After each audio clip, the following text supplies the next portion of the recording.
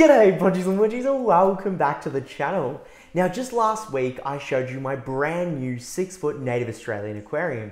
That tank is about 1,500 litres or 400 gallons and it's going to be the largest operating system in this fish room. And I didn't really think a project could rival the excitement that I had for that aquarium setup.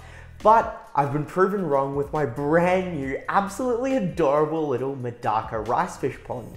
This was something that I've always wanted to set up, and today I'll take you through how I put it together, and more importantly show you the absolutely stunning fish that call that new pond home.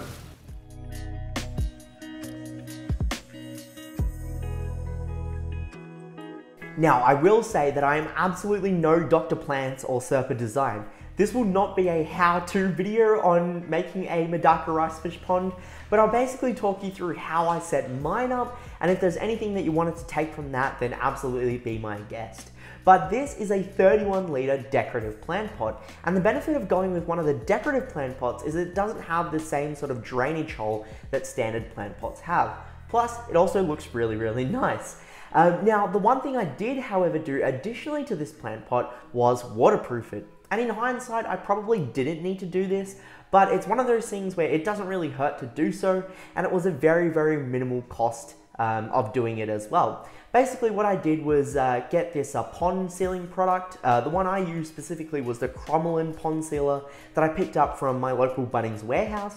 But depending on where you are in the world, you may or may not have access to this product, but you could definitely use something similar to this. You could also use silicone and just apply it through the inside of the pond, or you could also use something like epoxy, which honestly would be the most best case scenario for a future-proof pond. But I just went with this pond sealer. It's effective, it works a treat, and all I had to do was apply a few thin coats of it. I think I did maybe about 5 to 6 coats of it, and then I just let it cure for a week, which was the recommendation. After that, I gave it a test fill, and it held water for 24 hours, and then we pretty much got to the whole setup procedure. Because I did want to have plants in this pond, specifically some that were actually in the aquatic section and not just in that sort of riparian area, I did go in with a substrate layer.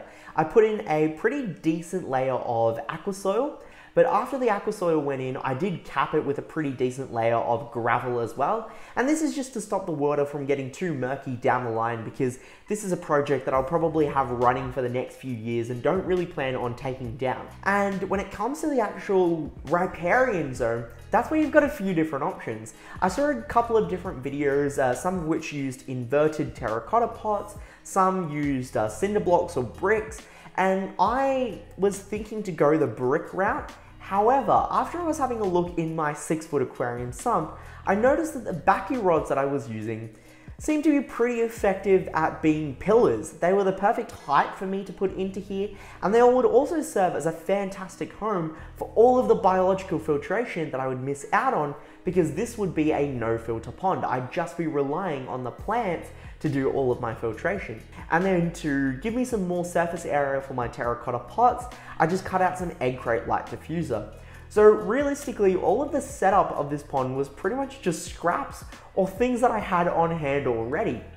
But planting wise, I haven't gone too crazy. There are certain plants that I did buy, and a lot of the other plants I kind of just foraged off the farm, or I stole from my mum's plant collection, or nabbed some cuttings from the kitchen.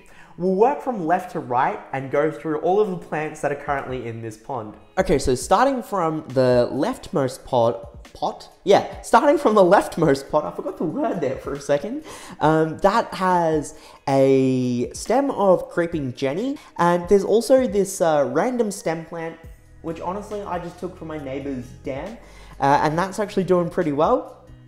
Following on to that, we've got another variegated plant, which is a pothos or devil's ivy.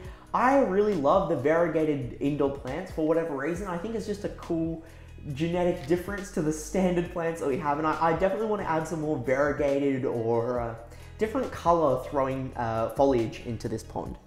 After the devil's ivy, I've also got a sprig of mint, which I stole from the kitchen, and that's actually doing really well. It rooted pretty much within 2 days, and anytime you brush past the pond, it just releases this really strong mint smell, which I actually really, really love. Every now and then, I'll just like sort of brush it up and just let the mint scent waft into the room.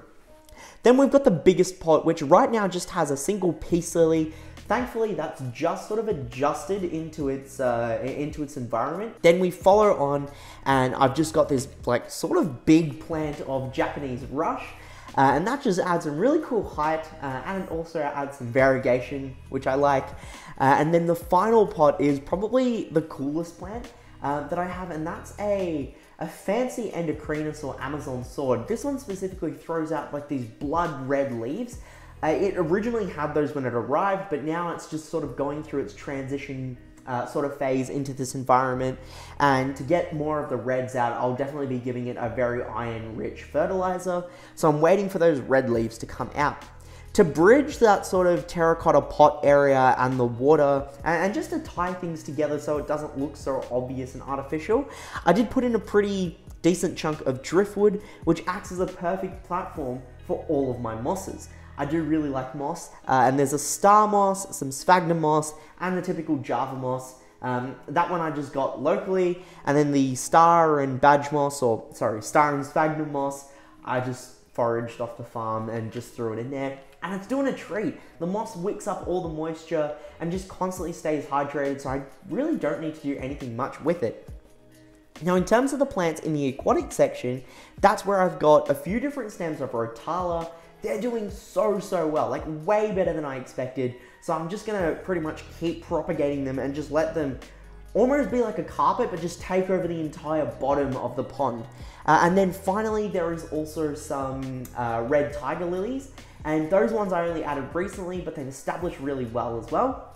And I'm gonna rely on those to pretty much cover the surface of the water. I did have some floating plants originally, but I just didn't really like them too much. One, they didn't really seem to do well in the pond, but two, they were just kind of messy looking, and I wanted to have that more cohesive, put together sort of look that the lilies do, because it'll just be a single stem coming up and then a single lily pad. And I won't have to worry about it being too much of a problem in the future. And the Medaka seem to be perfectly fine. They don't really care that there's no surface cover or anything like that. And speaking of Medaka, let's actually have a closer look at them. So I'm the kind of aquarist that really likes collecting fish. If there's a certain type of fish that comes in a bunch of different color variations, or even if it's a species, say rainbow fish, there's so many different species of rainbow fish, and I absolutely love collecting them. Medaka, I am worrying, is kind of falling into that path. I picked some pretty nice Medaka. They're not too high-end, but they're not sort of your basic orange Medaka. These fall right in the middle at around about $25 to $30 each, which might be kind of high for most people, but I really love them. These are a strain called Red Gold Lame Medaka, which is a really lame name, but I'm pretty sure lame is in reference to the actual scale pattern that these have. These Medaka have a really beautiful sort of coppery body, and then the top of them is where they really shine, literally. They have these iridescent silver, gold, red, blue, green scales, and they just shimmer absolutely amazingly under the aquarium light. They've settled in amazingly, they're eating, and I am feeding them live Daphnia every single day, because the faster I can get these fish breeding, the more fish I can have. And I really am conflicted on adding some other strains of Medaka. I thought it would be really cool to maybe add a not so shimmery, but like a pattern Medaka, something like a kahaku. So you would get the orange, white, orange body with the shimmery scales. And you know, you could maybe experiment with the genetics and try create your own mix on a certain type of strain, which for me just fascinates me a lot, and it's something I want to do, but I'm not really too sure about it yet because I'd like to get these guys spawning before I mess around with them too much. But that's where the pond is right now. It was a super simple project that I pretty much got completed within a 1 to 2 week period, and most of that was just waiting on the pot to cure. But if you're looking to get some of these Medaka yourself, I'll have the description of where I bought them from, or I'll have the link to where I bought them from in the description down below. But they are from 7fishes.com. I did purchase them myself, but I absolutely love them. And if you're looking for a whole range of phenomenal looking Medaka, then make sure you check out their website because they import some absolutely stunning fish. Some of the plants though, I did also buy from online aquarium stores, specifically from Chloe's Aquatic Center. I'll also have her shop linked in the description down below. So if you're after some great quality plants at a very affordable price and you want to support an Australian aquarist who's running a small plant business, then make sure you check out that link as well. But Bodgies and Widgies, that's pretty much all I have for this Medaka pond. I really can't wait for the future of it. There's more plants I want to add, maybe a couple of other fish that won't really mess with the Medaka breeding, but will also breed in this pot, and we can really see how far we can push this in terms of both immense plant foliage, but also livestock variety, because it's a really self-sustaining great system. I don't do water changes on this. I only top the pond up from evaporation, and it's very, very minimal on equipment. Now, if you do have any further suggestions of things I should add or do differently with this Medaka pond, or something that you would like to see implemented here, make sure you let me know in the comment section down below. And if you want to follow along with the future of this pond as well and see all of the other things that I add to it, and maybe some new fish or inverts I get for it, then make sure that you do subscribe to the channel, because there'll be a lot more videos coming out on this project, because I absolutely love it to death. I did want to mention that we also do now have channel memberships.